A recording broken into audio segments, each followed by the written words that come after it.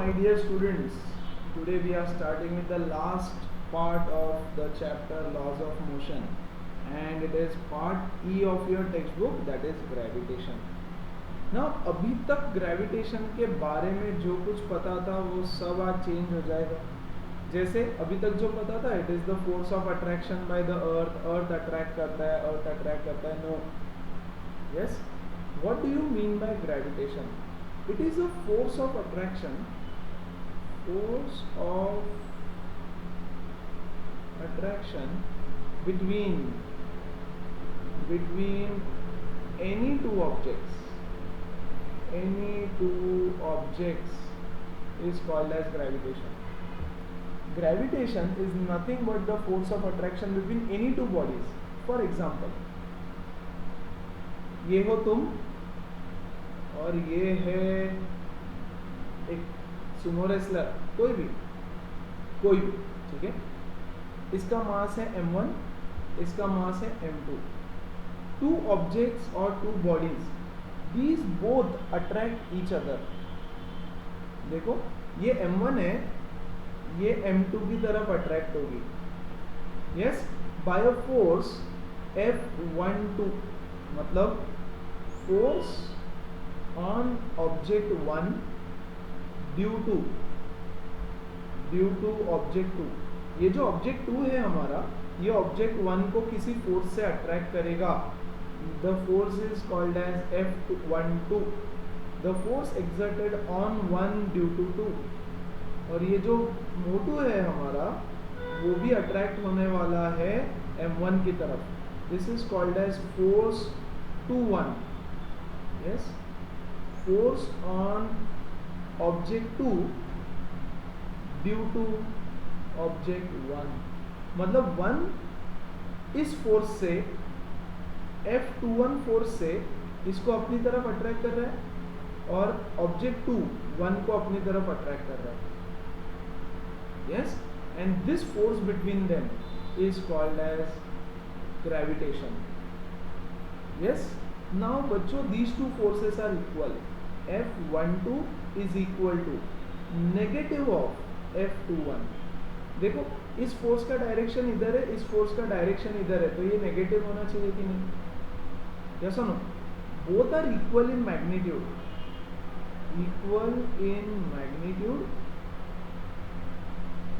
But opposite in direction.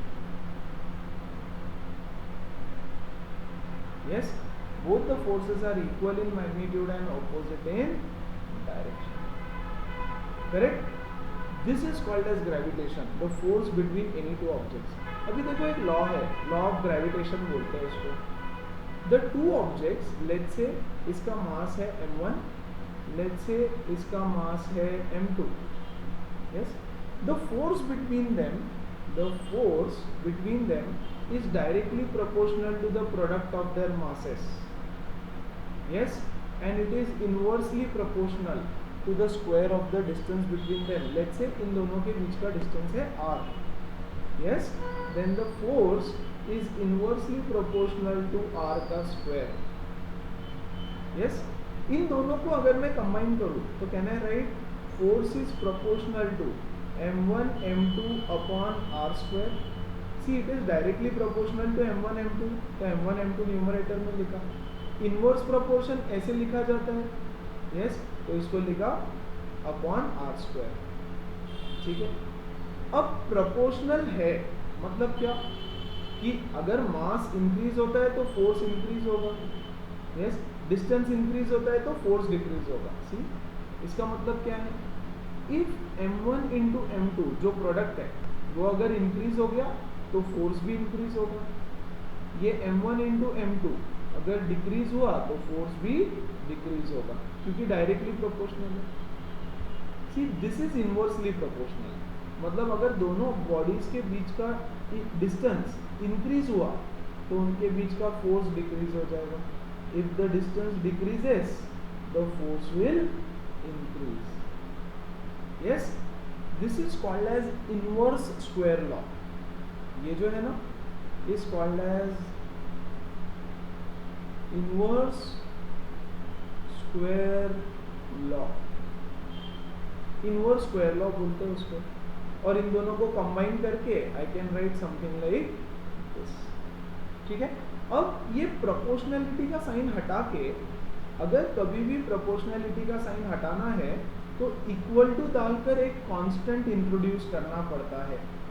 इसका detail में concept हम फिर कभी सीखेंगे, फिलहाल याद रखो, अगर ये प्रोपोर्शनैलिटी हटाना है तो एक कांस्टेंट इंट्रोड्यूस करना पड़ता है इक्वल टू साइन के साथ। यस, तो ये प्रोपोर्शनैलिटी साइन के बदले इक्वल टू जी लिख दिया, m1 m2 upon r square.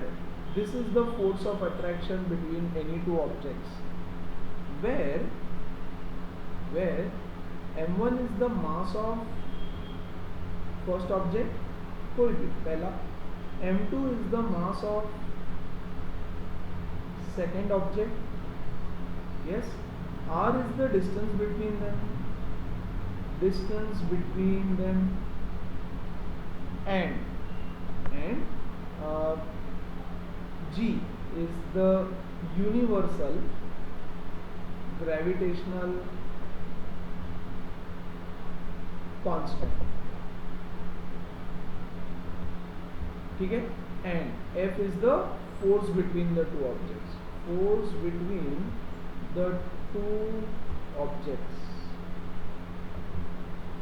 अब मुझे पता है सब लोग क्या सोच रहे हैं, सब लोग ये सोच रहे होंगे कि सर अगर दो ऑब्जेक्ट्स के बीच में फोर्स है तो why don't they get stick to each other. Yes और नो, ये है मैं, ये हूँ मेरी बुक, अरे हम दोनों के बीच में भी एक फोर्स है। I am pulling this book towards me and the book is also pulling me towards itself. तो ये तो दोनों आके ऐसे चिपक जाना चाहिए एक दूसरे से, यस और नो, लेकिन ऐसा होता नहीं है, because the force is very very very very very very very small. इतना कम फोर्स होता है कि ये और ये इधर मूव नहीं करते। यस, अब देखो, ये ऑब्जेक्ट है, यस, ये बुक है, ठीक है, the book is pulling me towards itself, yes, with some force, let's say F, कोई तो एक छोटा सा फोर्स है, F on me due to the book, F the force exerted on me due to book, right. लेकिन this is ground, I am standing on ground, the ground is also pulling me backward. अरे मेरी और ground की दोस्ती है ना, भूल गए क्या? फोर्स ऑफ फ्रिक्शन है हमारे बीच में, यस और नो। तो the force of friction is pulling me backwards, yes. Force of friction बोलेगा नहीं तुसी ना जाओ, करेक्ट। तो यहां पर इन दोनों में ये फोर्स ऑफ फ्रिक्शन ज्यादा भारी है, yes. This force of friction is very very very large as compare to the force exerted by the book on me. ये दूसरा रीजन है कि मैं उसकी तरफ अट्रैक्ट नहीं होता हूं, yes, but I am attracting the book is also attracting me.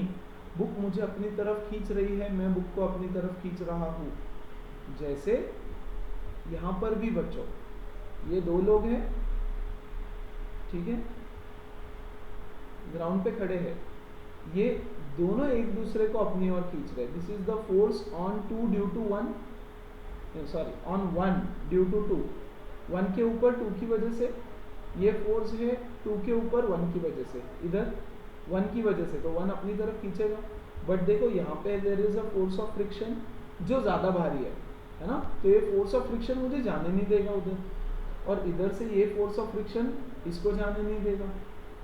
समझ में आ रहा है? And this force F12 is equal to minus of F21। Every action has an equal and opposite reaction.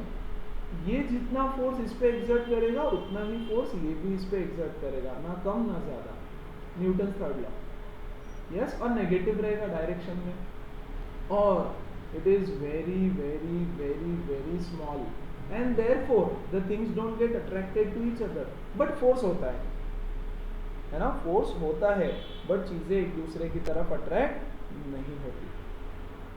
समझ में आ रहा है? Yes.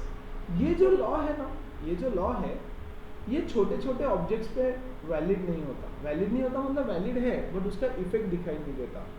Yes, this gravitational law, इसको बोलते हैं लॉ ऑफ ग्रेविटेशन। ये what is law of gravitation? चलो यहाँ लिख देता हूँ, ग्रेविटेशनल लॉ या law of gravitational, every object attracts every other object with a force which is directly proportional,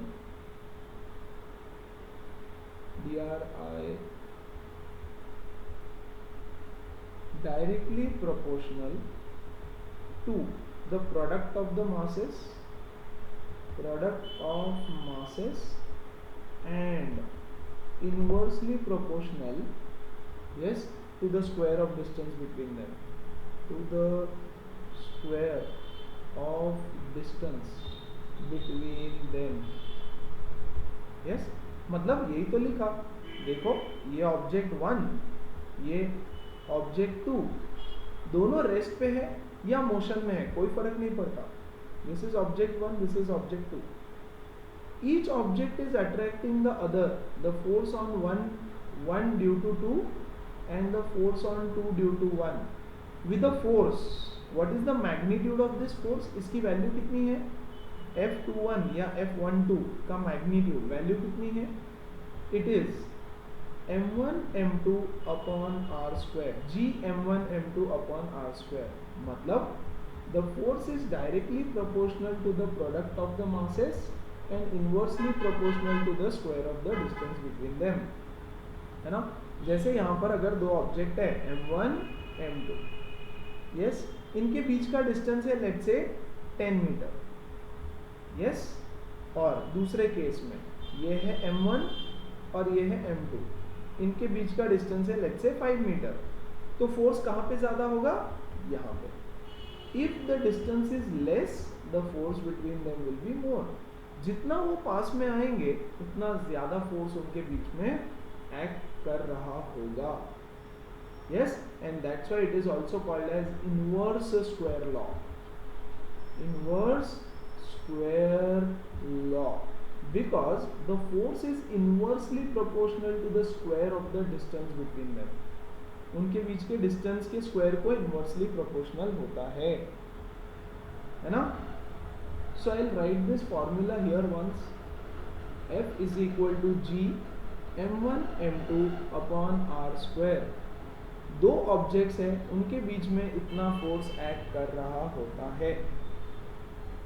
correct. Now what is this G? G के बारे में थोड़ा study. It is called as universal gravitational constant. इसकी जो value है वो पूरे universe में कांस्टेंट रहती है. उसकी वैल्यू कितनी है? G is 6.67 into 10⁻⁻11 newton metre square per KG square. याद रखना पड़ेगा the value of G. Question में दी रहेगी या नहीं दी रहेगी, तुमको ये यूज करना है ना. अब इस फॉर्मूला को थोड़ा रीअरेंज करेंगे. देखो F is equal to G m1 m2 upon are square. ठीक है, ये आर स्क्वायर को इधर लेके जाओ तो ये हो गया F into are square is equal to G into m1 m2. ये m1 m2 इधर मल्टीप्लाई किए हुए हैं, दोनों को इधर लेके आओ तो डिवाइड हो जाएगा. So I have g is equal to f into are square upon m1 into m2. This is the formula of g. याद रखेंगे क्या? रटेंगे ये फॉर्मूला? नहीं, सिर्फ रीअरेंज किया है मैंने टर्म्स को और कुछ भी नहीं किया. यस, चलो अब यूनिट बताओ मुझे. g का यूनिट, फोर्स का यूनिट क्या है? न्यूटन. डिस्टेंस का स्क्वायर, r मतलब डिस्टेंस है तो डिस्टेंस स्क्वायर मतलब मीटर स्क्वायर इसका unit, divided by mass kg into kg.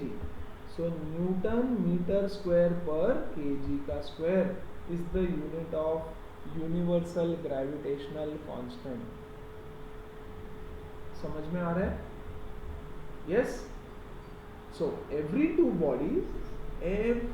Bodies attract each other. इसको बोलते हैं न्यूटन्स लॉ ऑफ ग्रेविटेशन, है है ना।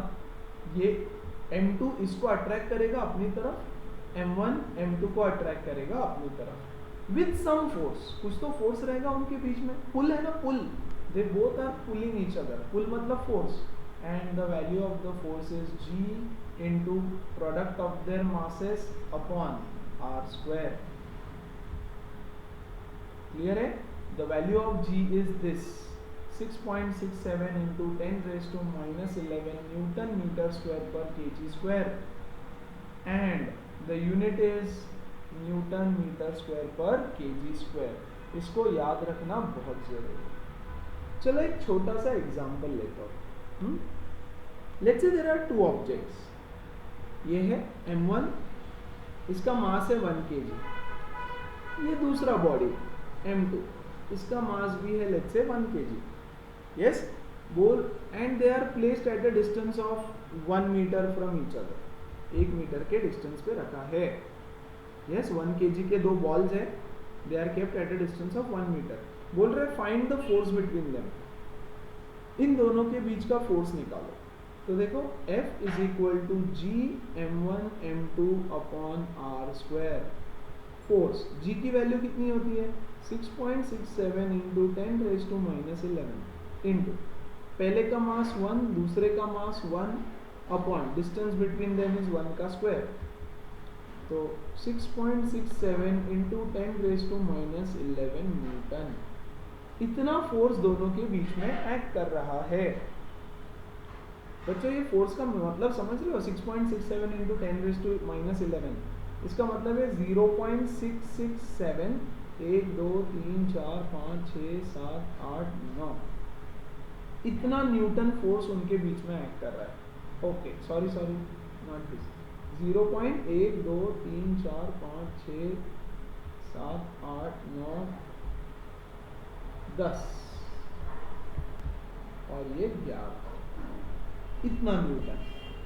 0.00000000667, इतना सा फोर्स। डू यू रियलाइज कितना छोटा फोर्स है ये? अरे 0.0000667। तो ये जो दो ऑब्जेक्ट है, ये दोनों एक दूसरे को इस फोर्स से अट्रैक्ट कर रहे हैं। इतने छोटे फोर्स से क्या होगा? अरे चींटी भी नहीं हिलेगी उससे। ये तो 1 kg के मास है, चींटी भी नहीं हिलेगी उससे। करेक्ट? सो ये जो लॉ है, ये हमारे जैसे बॉडीज के ऊपर उसका इफेक्ट नहीं दिखाई देता है। इफेक्ट क्या रहेगा इसका? देखो फोर्स तो है, फोर्स दिख रहा है क्या? No, gravity is a non contact force, non contact, हाँ कि नहीं? इन दोनों बेचारे ऑब्जेक्ट्स के बीच में कोई कॉन्टैक्ट भी नहीं है, लेकिन वो दोनों एक दूसरे को अट्रैक्ट कर रहे हैं। These are non contact forces. Yes, but the force will be very significant between large bodies, जो बहुत बड़े बड़े बॉडीज है ना, जैसे लेट्स से मून, ये है moon. What is the mass of moon? 5.96 into 10 raise to 24 kg, ये मून का मास है, ठीक है। And let's say another one is earth, और लेट्स से एक है अर्थ बहुत बड़ा है मून से। Yes, what is the mass of Earth? The mass of Earth is 5.96 into 10 raised to, okay, guys ये उल्टा लिख दिया मैंने, I'll change it now, give me a moment। okay, चल थोड़ा सा ड्रॉ भी ढंग से करता हूँ। ये है Earth, yes, and the mass of Earth is 5.96 into 10 raised to 24 kg, ठीक है। और यहाँ पे मून होता है, मून क्या करता है? अर्थ के अराउंड रिवॉल्व करता है। आई होप ये तो पता ही होगा सबको। The moon revolves around the earth. What is the mass of moon? Moon का मास होता है 7.36 into 10 raised to 22 kg। Yes, और इनके बीच का डिस्टेंस, इसके सेंटर से इसके सेंटर तक का, सेंटर से सेंटर का डिस्टेंस लिया जाता है, is 3.8 into 10 raised to 8 metre. This is the distance between them. बोल रहे हैं find the force of attraction between them. G m1 m2 upon r square. So force between them is, g की value तो same है, 6.67 into 10 raise to minus 11. m1 इसको बना दो m1 5.96 into 10 raise to 24 mass of earth. Yes, फिर mass of moon 36 into 10 raise to 22 kg whole divided by 3.8 into 10 raise to 8 का square. अब challenge होता है इसको सॉल्व करना. How do you solve this? ऐसे क्वेश्चंस आते हैं और सॉल्व कैसे करना है ये सीखना. ठीक है, सबसे पहले इसको लिखेंगे 667 इंटू 10 रेज टू माइनस 2. चलेगा? ये पॉइंट को इधर शिफ्ट करके 10 रेज टू माइनस 2 लिख दिया. इसको एज इट इज लिखो 10 रेज टू माइनस 11 इंटू, इसको भी इसको लिखूंगा 596 into 10 raise to 24 into 10 raise to minus 2. ये पॉइंट को इधर शिफ्ट किया तो 10 रेज टू माइनस 2 ऐड हो गया into 736 into 10 raise to minus 2 into 10 raise to 22. ये यस, होल डिवाइडेड बाय, ये देखो क्या है 3.8 इंटू 3.8 स्क्वायर है ना. Yes, multiplied by 10 raise to 8 into 10 raise to 8. Is it fine? Yes. चल 667 into 596 into 736 into 10 raise to minus 2 minus 11 minus 2 minus 11 plus 24 minus 2 minus 2 plus 22. a raise to m into a raise to n is a raise to m plus n. तो 10 की सारी powers add कर दी divided by, इसको लिखता हूँ 38, इसको लिखता हूँ 38. चलेगा? ये पॉइंट को इधर और इधर शिफ्ट किया है ना. ये हो गया 10 raise to 8 plus 8. Yes, minus 2. ये माइनस 2 कैसे आया? देखो, इसको मैंने लिखा 38 इंटू 10 रेज टू माइनस 1 और इसको भी लिखा 38 इंटू 10 रेज टू माइनस 1. तो ये माइनस 1 का माइनस 2 यहाँ पे आ गया. ठीक है क्या? यस. नाउ अब क्या करना है? अब तुमको करना है division. Fine, division. See approximation सीखा, ठीक है छोड़ दो यार, तुमको एग्जैक्ट करना पड़ेगा. अप्रोक्सीमेशन फिर कभी सिखाऊंगा. पहले तो इसको इससे डिवाइड करो. Divide this 667 divided by 38. Yes, तो अगर ये डिवीजन करोगे तो अप्रोक्सीमेटली 17.5 कुछ आएगा. 17.55. डिवीजन तो कर सकते हो, सो प्लीज डू दैट. ये वाला डिवीजन कर लो. Yes, 596 divided by 38. ये करोगे तो आता है 15.68. Yes, into 736 as it is multiplied by, देखो ये क्या आएगा 10 raise to. How much is this? 24 plus 22. Yes, 24 plus 22 is 46. 46 में से 2, 3, 4, 5, 6 एंड 11 17 माइनस कर दो. हाँ कि नहीं? सो 46 माइनस 17 ये आता है 29. So raise to 29 whole divided by, ये तो चला गया, अभी डिवाइड कर दिया. 10 raise to 8 plus 8 16 minus 2 14. Clear है? Yes. Now you need to multiply this. ये मल्टीप्लीकेशन तो करना ही पड़ेगा. 17.55 मल्टीप्लाइड बाय 15.68. यस, मल्टीप्लाइड बाय 736. तो this will come out to be approximately 202,535.424 into 10 raised to 29 minus 14. a raised to m upon a raised to n is a raised to m minus n. ये 14 ऊपर जाके minus हो जाएगा, हाँ कि नहीं? यस. सो अब देखो इसको मैं कैसे लिख रहा हूँ. 1 2 3 4 5 2.02535424 इंटू, यस कितने शिफ्ट किया पॉइंट, 1 2 3 4 5, तो can I right into 10⁵ into ये कितना होता है 29 माइनस 14 इज 10⁵15। यस इसको मैं अप्रोक्सीमेटली लिख देता हूँ 2.025 है ना, तो 2 into 10⁻20 Newton's. This is the force of attraction between Earth and Moon, which is huge. बहुत heavy force. See, this force is very high. 2 into 10⁻20 है, मतलब 2 1 2 3 4 5 6 7 8 ऐसे 20 zeros न्यूटन है ना। तो जो हेवनली बॉडीज है, जो बड़ी बड़ी बॉडीज है, हेवनली बॉडीज मतलब प्लैनेट्स, यस स्टार्स, यस इनके लिए लॉ ऑफ ग्रेविटी काम करता है। So law of gravity is majorly for heavenly bodies.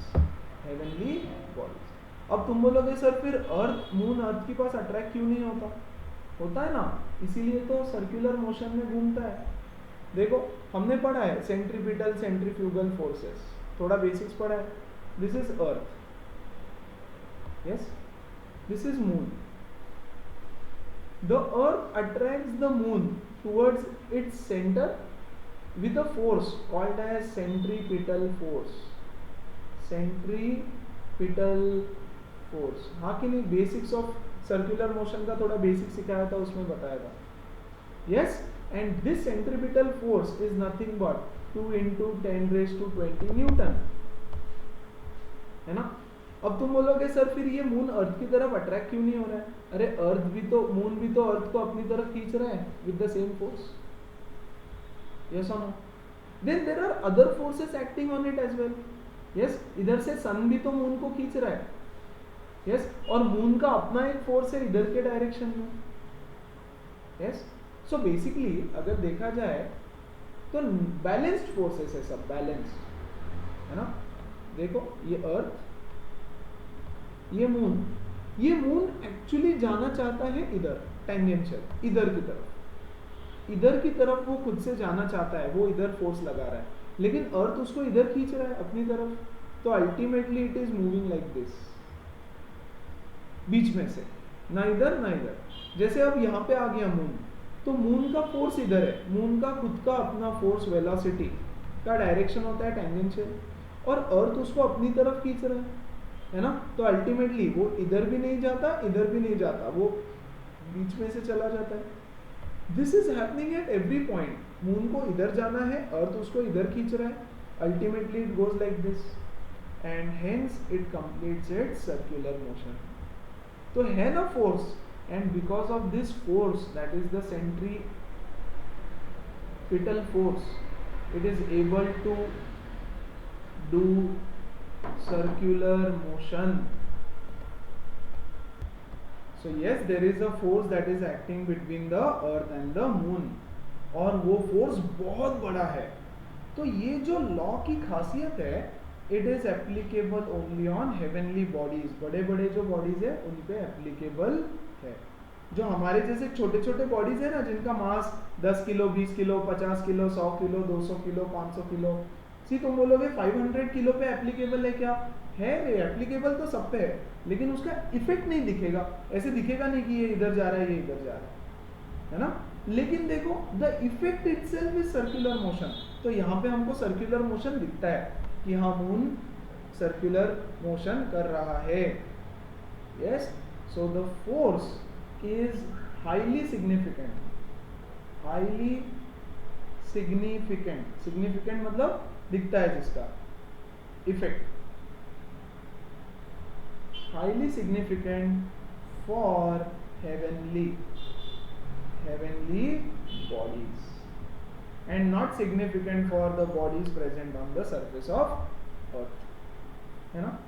लेकिन अब देखो ये अर्थ इतना बड़ा है, ठीक है, और हम तो छोटे से। अरे अर्थ भी तो एक हेवनली बॉडी है ना, अर्थ हमको खींच रहा है उसकी तरफ, यस हम भी अर्थ को खींच रहे हैं, yes we are also pulling the earth, लेकिन उसका इफेक्ट नहीं दिखाई देता। देख what is the mass of earth? Mass of earth अभी अभी हमने देखा 7.36 नहीं 5.96 into 10⁻24 kg, this is the mass of earth. और एक बच्चा लेते छोटा जिसका मास है 1 kg, छोटा सा object, a ball of mass 1 kg, yes how much is the force of attraction between them? F is equal to G m1 m2 upon r square। yes let's say इनके बीच का डिस्टेंस है 1 metre, let's say इनके बीच का distance है 1 metre. 1 metre के दूरी पर मैंने किसी ऑब्जेक्ट को यहाँ रख दिया, 1 kg का ऑब्जेक्ट है, 1 मीटर के दूरी पे रख दिया, तो उस पर कितना फोर्स एक्ट करेगा? G कितना है? 6.67 into 10⁻11 into mass of earth 5.96 into 10⁻24, mass of the object 1 kg upon 1 का square, correct? I can solve it like this। now देखो यहाँ पे ये R है, ठीक है, ये R में 1 मीटर नहीं ले सकता, it has to be the radius of earth। Centre से हमेशा फोर्स एक्ट होता है, the force acts always from the center। तो बच्चे क्या करते हैं, इसका डेरिवेशन निकालने बोला तो r की वैल्यू 1 लेके सॉल्व करते हैं, विच इज इनकरेक्ट। यस देखो ये है अर्थ, लेट्स से मैं अर्थ के ऊपर ही खड़ा हूं, एक्चुअल डेरिवेशन बताओ। This is centre of the earth and this is the radius of the earth.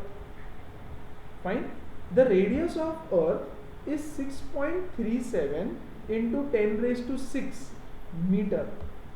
This much is the radius of earth। the mass of earth अभी अभी हमने देखा 5.96 into 10⁻24 kg। yes ठीक है, एक ऑब्जेक्ट है, let's say बच्चा है, ऑब्जेक्ट है कुछ भी, जिसका मास है सिर्फ 1 kg, है ना, तो इन दोनों के बीच में कितना फोर्स एक्ट कर रहा है? The force is equal to G m1 m2 upon r square, है ना। अब देखो F is equal 6.67 into 10⁻11 into 5.96 into 10⁻24 अर्थ का मास, और ये ऑब्जेक्ट का मास है 1 kg, डिवाइडेड बाय 6.37 into 10⁻6 का होल स्क्वायर।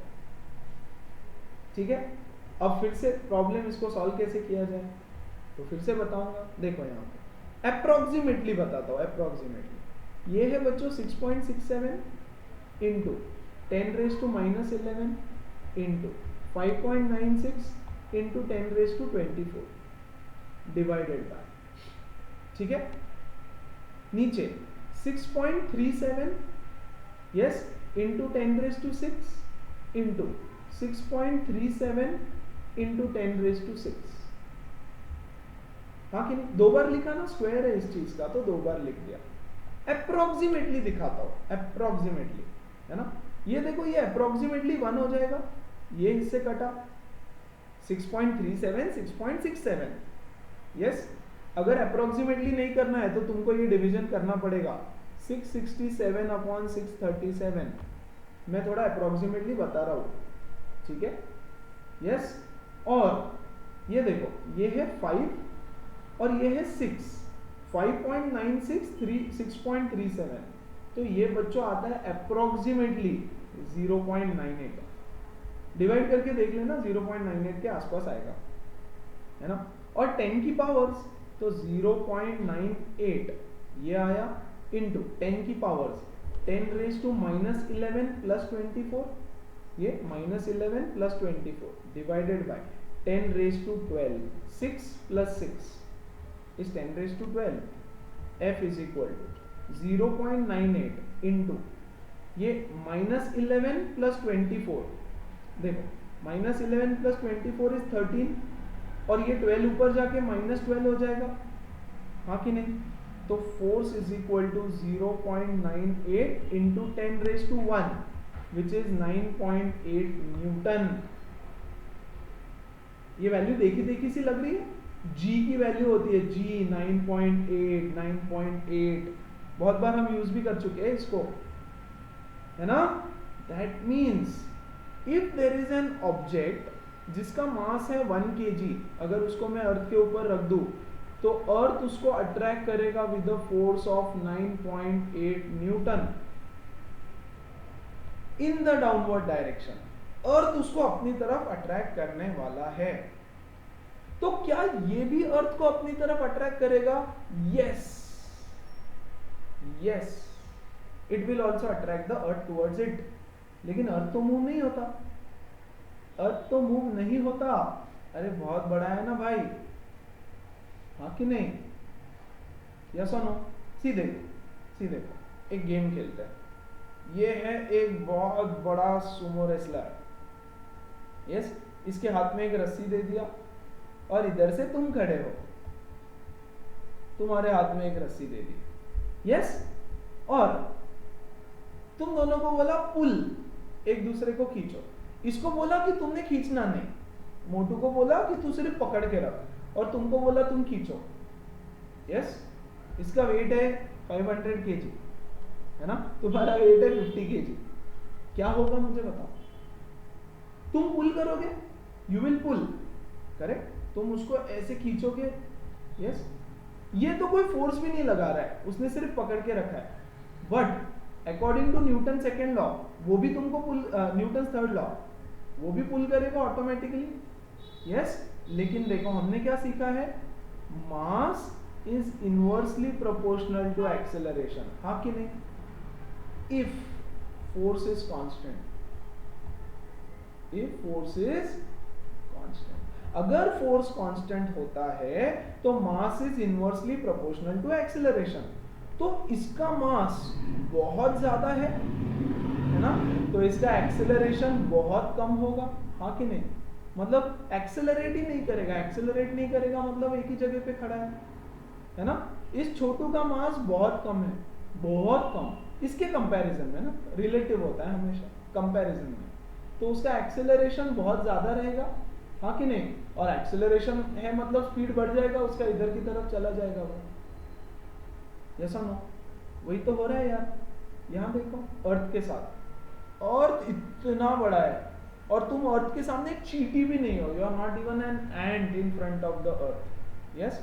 सपोज थोड़ा दूर बनाता हूं, थोड़ा दूर, अर्थ तुमको नीचे की तरफ खींच रहा है with a force of 9.8 Newton, तुम भी अर्थ को ऊपर की तरफ खींच रहे हो with a force of 9.8 Newton, equal and opposite force है। देखो दोनों एक दूसरे को 9.8 से खींचेंगे बट इन ऑपोजिट डायरेक्शंस, ठीक है?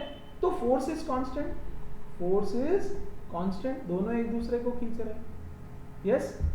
इसका मास है हद ज्यादा, बहुत ही ज्यादा मास है, तो इसका एक्सेलरेशन होगा बहुत ही ज्यादा कम, यस।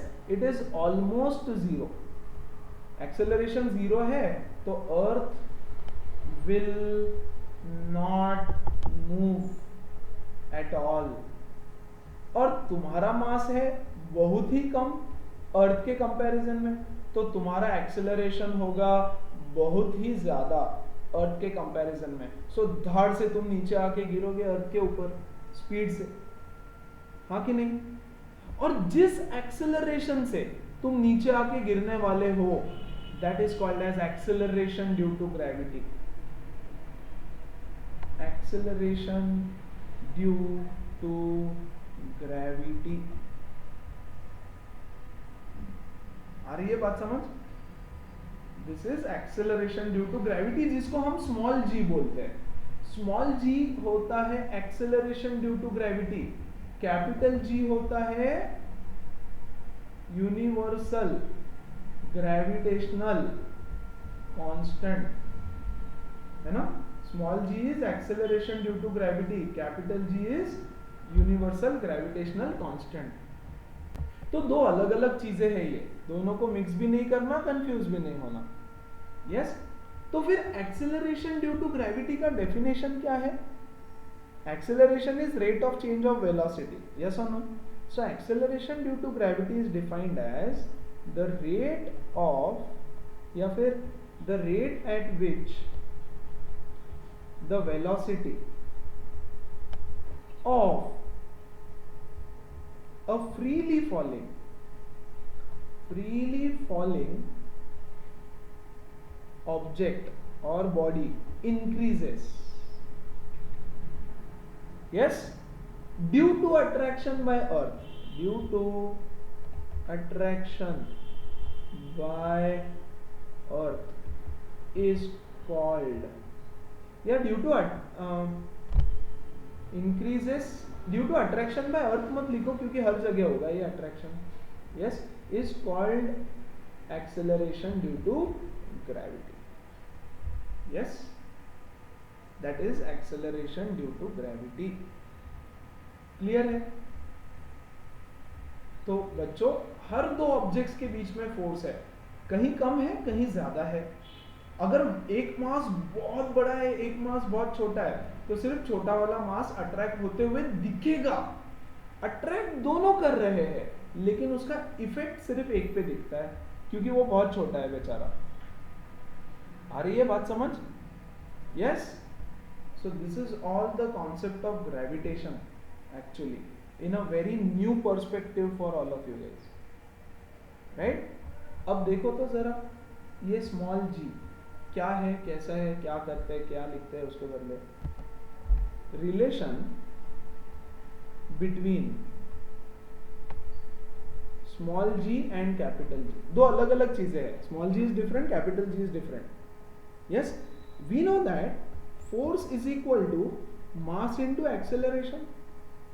यस, तो अब मैं एक ऑब्जेक्ट कंसीडर कर रहा हूं of mass m and earth जिसका मास है कैपिटल M. यस, नाउ ये फोर्स की वैल्यू क्या रहेगी? What is the force between them? So this is according to Newton second law. According to Newton's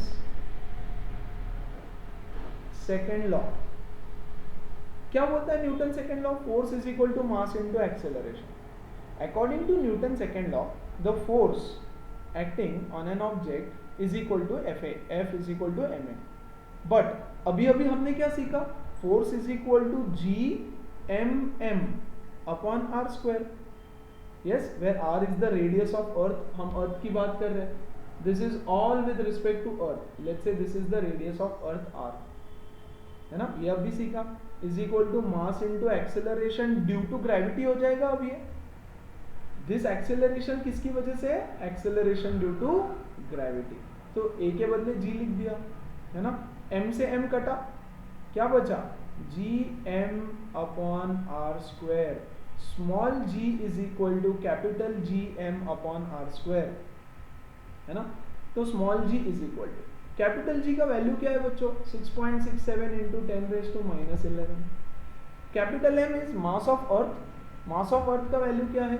5.96 into 10⁻24 kg divided by capital R का square which is nothing but radius of earth 6.37 into 10⁻6 metre का square, है ना? अब again इसको अगर मैं solve करूं तो आंसर आता है 9.8 मीटर पर सेकेंड स्क्वायर. यस, तो g की वैल्यू होती है 9.8 मीटर पर सेकेंड स्क्वायर. समझ में आ रहा है? Yes, that is also equal to the force acting between the earth and any object of mass 1 kg. Clear है बच्चों? 1 kg के मास पे 9.8 न्यूटन फोर्स एक्ट करता है. अगर ये मास बढ़ा दिया तो फोर्स भी बढ़ जाएगा. प्लीज समझो, अगर मास बढ़ा दिया तो फोर्स भी बढ़ेगा. यस, लेकिन अगर मास कितना भी बढ़ा दिया तो भी ये चेंज नहीं होता, उसका एक्सेलरेशन 9.8 ही रहेगा. अर्थ किसी के साथ भेदभाव नहीं करेगा. ये अर्थ है, ये बोलेगा भाई तू छोटू है, तुझे भी मैं 9.8 से अपनी तरफ अट्रैक्ट करूंगा एक्सेलरेशन से, और भाई तू मोटू है लेकिन तुझे भी मैं 9.8 से ही अपनी तरफ अट्रैक्ट करूंगा. मतलब when an object is falling freely on earth, let's say this is earth, यहाँ से बहुत ऊपर से छोटू को छोड़ दिया मैंने पैराशूट से, प्लेन से छोड़ दिया उसको नीचे, जा bungee jumping, yes bungee jumping नहीं, स्काई डाइविंग, छोड़ दिया इसको ऊपर से, तो इसका स्पीड इंक्रीज होगा at the rate of 9.8 metre पर सेकेंड स्क्वायर। हर सेकेंड में इसका स्पीड 9.8 से बढ़ेगा। The acceleration due to gravity is 9.8 metre पर सेकेंड स्क्वायर। और किसी मोटू को भी छोड़ दिया, यस, तो इसके लिए भी इट विल बी 9.8 मीटर पर सेकेंड स्क्वायर ओनली, यस। लेकिन अर्थ इस पे जितना फोर्स लगाएगा वो थोड़ा कम रहेगा क्योंकि इसका मास कम है, और अर्थ इस पे जितना फोर्स लगाएगा वो थोड़ा ज्यादा रहेगा क्योंकि इसका मास ज्यादा है। See, the force is directly proportional to the product of the two masses. अर्थ का मास और ये छोटू का मास का प्रोडक्ट कम रहेगा, अर्थ का मास और ये मोटू का मास, इनका प्रोडक्ट ज्यादा रहेगा, हाँ कि नहीं? यस। सो इस पे ज्यादा फोर्स एक्ट करेगा, इस पे कम फोर्स एक्ट करेगा, है ना। लेकिन दोनों का जो स्पीड है इंक्रीज होने का नीचे आते वक्त, yes, it's initial velocity is 0, है ना। 1 सेकेंड के बाद इसका स्पीड रहेगा 9.8 मीटर्स पर सेकेंड, 2 सेकेंड के बाद इसका स्पीड रहेगा 19.6 मीटर पर सेकेंड, 3 सेकेंड के बाद प्लस 9.8 इसका स्पीड इंक्रीज होते जाएगा। स्पीड इंक्रीज होना मतलब एक्सेलरेट होना, which is called as acceleration due to gravity, yes or no? तो इसके साथ भी वही होने वाला है, इनिशियल स्पीड 0, फिर 1 सेकेंड बाद 9.8, 2 सेकेंड बाद 19.6 प्लस 9.8 प्लस 9.8, इसका भी स्पीड बढ़ते जाएगा जब तक अर्थ सरफेस पे नहीं पहुंचेगा। तो दोनों का acceleration due to gravity same होगा, लेकिन अर्थ उन पे जो फोर्स लगा रहा है वो अलग अलग होगा, यस, है ना। अब तुम बोलोगे सर फोर्स बढ़ गया तो एक्सेलरेशन भी बढ़ना चाहिए। अरे नहीं, क्यों? अरे ये थोड़ा ज्यादा रेजिस्ट भी तो करेगा ना, मोटू है तो वो थोड़ा ज्यादा रेजिस्ट भी करेगा, तो वहां काउंटर हो जाता है, ऐसे समझो। क्लियर है ना। ये तो हो गई अर्थ की कहानी। अब जी का फॉर्मूला क्या है, देखो जी, स्मॉल जी का formula is gm upon are square, gm upon are square, small g is equal to gm upon are square, ठीक है। अब अगर मैं मून की कहानी ले लूं, मून, अगर तुम मून पे चले जाते हो, है ना, और यहां से मून पे थोड़ा ऊपर ले जाके तुमको छोड़ दिया, तो किस स्पीड से तुम नीचे गिरोगे? What will be the acceleration, what will be the change in speed? Yes, तो g तो सेम है 6.67 10 raised to -11। What is mass of moon? The mass of moon is 7.36 10 raised to 22 kg, and the radius of moon is 1.75 into 10 raised to 6। तो g की value क्या होगी? डालो तो value 6.67 into 10 raised to -11 into capital M 7.36 10 raised to 22 divided by 1.75 10 raised to 6 का square. ठीक है बच्चों, अगर मैं इसको सॉल्व करूं तो मेरा आंसर आता है 1.6 मीटर पर सेकेंड स्क्वायर। मतलब जो g है उसका वैल्यू अलग अलग जगह पे अलग अलग रहेगा। अरे वो तो डिपेंड करेगा किन दो ऑब्जेक्ट्स के बीच में अट्रैक्शन हो रहा है ना।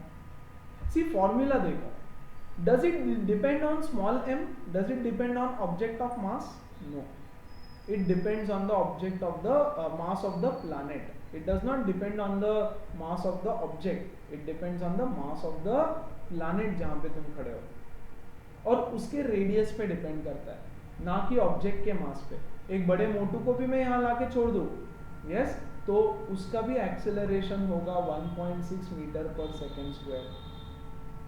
Yes, that means gravity on earth is 9.8 meter per second square, gravity on moon is 1.6 meter per second square, है ना। दोनों को डिवाइड करूं क्या? डिवाइड करते हैं, gm upon ge is equal to 1.6 upon 9.8 which is equal to 1/6। Divide करो ना, पॉइंट से पॉइंट कटा, 16 1 16, एक सेकेंड ना, 16 1 जा 16 6 जा, that means gm upon ge is 1 by 6. yes, this is my equation 1, this is my equation 2. हमने क्या किया, equation 2 divided by equation 1. yes, ये ge को इधर मल्टीप्लाई कर दूं तो gravity on moon is 1 by 6 of the gravity on earth. Earth पे जितना ग्रेविटी है उसका 1/6 ग्रेविटी सिर्फ मून के ऊपर है. यस, मतलब अगर हम मून पे जाते हैं तो वो हमको इतने जोर से अट्रैक्ट नहीं करेगा, आराम आराम से गिरेंगे हम लोग, इतने फास्ट नहीं गिरेंगे जितने फास्ट अर्थ पे गिरते हैं. That is the concept of acceleration due to gravity. Acceleration due to gravity will be different at different places. जैसे अर्थ पे अलग है, मून पे अलग है. समझ में आ रहा है? सो टू समराइज, आज के चैप्टर में हमने सीखा अगर दो ऑब्जेक्ट है ना, वो एक दूसरे को अट्रैक्ट करते हैं. This is 1, this is 2. The force acting on 1 due to 2 का डायरेक्शन ये है. The force acting on 2 due to 1 will be opposite. The two forces are equal and opposite in direction. है ना, नेगेटिव साइन बताता है कि they are opposite in direction. Universal gravitational law, the force is directly proportional to the product of masses and inversely proportional to the square of the distance between them. yes, ये हटा दे तो g m1 m2 upon r square. g की value कितनी, 6.67 into 10 raised to -11. yes, newton metre square पर kg square is the unit. this is constant everywhere. yes, this law is majorly applicable for heavenly bodies, है ना, and not for bodies on earth surface. ठीक है, फिर ये अर्थ है, ये हम है, एनी ऑब्जेक्ट, ये भी अर्थ को अट्रैक्ट करेगा, अर्थ भी इसको अट्रैक्ट करेगा with a force of 9.8 Newton if it is 1 kg का ऑब्जेक्ट. अगर 2 kg का ऑब्जेक्ट रहा तो ये इंटू 2 हो जाएगा. यस, अगर 3 kg का ऑब्जेक्ट रहा तो 9.8 इंटू 3 हो जाएगा ये फोर्स, 9.8 इंटू 2 हो जाएगा ये फोर्स. ये तो 1 kg ऑब्जेक्ट का फोर्स है 9.8 न्यूटन. ठीक है, अर्थ भी उसको उस फोर्स से अट्रैक्ट करता है, वो भी अर्थ को उस फोर्स से अट्रैक्ट करता है. And the acceleration due to gravity is 9.8 metre पर सेकेंड स्क्वायर. उसका फॉर्मूला है gm upon r square. Small g does not depend on mass of object. Mass of object, it only depends on the mass of planet जहां पे तुम खड़े हो. yes, clear है? what is acceleration due to gravity on earth? 9.8 metre पर second square. Moon पे 1.6 metre पर second square. Learn करना है दोनों वैल्यूज, सारी वैल्यूज जो हमने देखी है वो याद रखना है, standard values. The gravitation on moon is 1/6 of the gravitation on earth. Yes, और अर्थ ऊपर जाएगा, हम नीचे आएंगे, लेकिन अर्थ का मोशन दिखता नहीं है क्योंकि उसका एक्सेलरेशन ऑलमोस्ट 0 होता है. क्यों? क्योंकि उसका मास बहुत ज्यादा है ना. हमारा मास बहुत कम होता है, इसलिए हमारा एक्सेलरेशन बहुत ज्यादा होता है, इसलिए हम कुछ स्पीड से नीचे आते हैं. And that acceleration is 9.8. Clear है? चलो अब एक सवाल, ये है हमारा अर्थ, इसके ऊपर के all animals including human beings, yes, plus humans, अगर एक साथ जंप करे, एक साथ सब लोग अगर जंप करे, सब लोग एक साथ, कुत्ते, बिल्ली, चींटी, ऑल एनिमल्स, ऑल ह्यूमंस, सब अगर एक साथ जंप करे तो क्या होगा? That is your homework for today. Think, yes, think कि क्या होगा एंड मैसेज में कि अगर ये सारे एनिमल्स, सब लोग, इतने सारे लोग एक साथ जंप करें तो क्या अर्थ मूव होगा तो क्या अर्थ ऊपर की तरफ जाएगा और क्या उसका इफेक्ट हमको दिखेगा, and that is your homework. Fine. Please सारे कॉन्सेप्ट्स क्लियर रखो. अगर कोई छोटा मोटा पॉइंट भी नहीं समझा है तो मुझे बताओ, so that I will clear it up in the next session. Yes. सबसे इंपॉर्टेंट पार्ट है part E of this entire chapter, है ना. कॉन्सेप्चुअल है, समझो अच्छे से. कोई चीज नहीं समझी बताओ, मुझे मैसेज करो, I will teach again. Yes. और प्यार से और धीरे चलेगा. So that's it for today guys. See you. Take care. Bye. Please read your textbook. Read. Bye.